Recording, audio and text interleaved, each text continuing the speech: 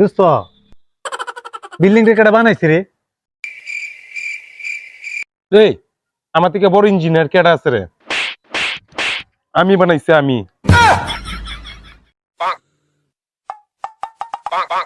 এই কারণেই তো পূর্ব সাইডে বিল্ডিং টা একটু দেখা যা শুধু রাতে কারো দোস্ত যায় আমার বিল্ডিংটা শুধু হইতে একটু কারো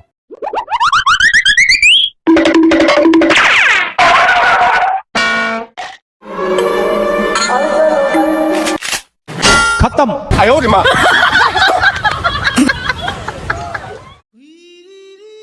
ওই দোস্ত এখন একেবারে ঠিক আছে।